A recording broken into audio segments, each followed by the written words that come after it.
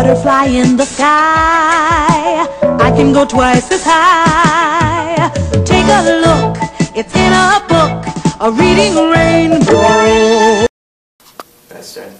Who would have thought such a peaceful and gentle man could just be convicted for the murders and rapes of two twin girls? Yeah. My name is Andrew Guon, and this is The Green Mile, Stephen King's best-selling 1996 thriller novel.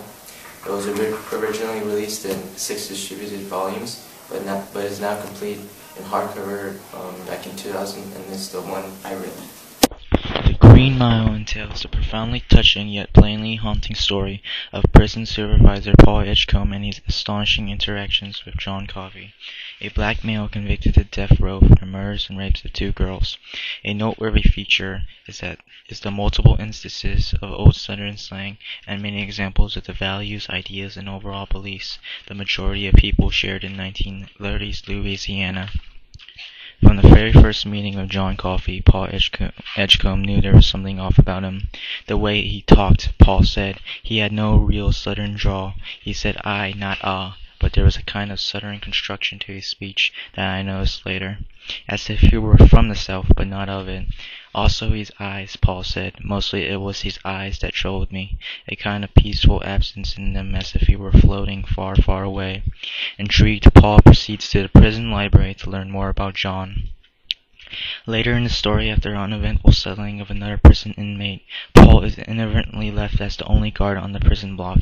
That is when John asks Paul to come into his cell. Paul, who at the time was suffering anguish from a urinary tract infection, was hesitant, but he goes into John's cell.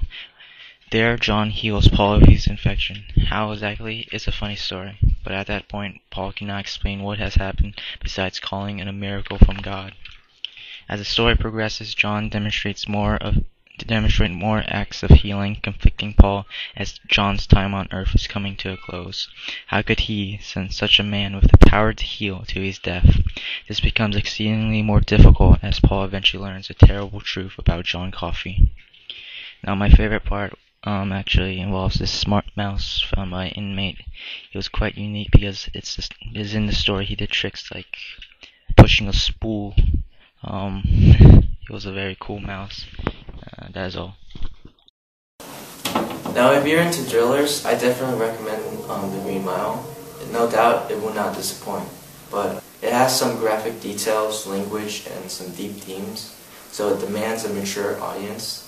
And even though I'm 15, I'm just going to say 16 now, because I had some issues reading some of the more tragic parts. So yeah, you can find The Green Mile in your local GHS library. This has been a book review by yours truly. And, yeah.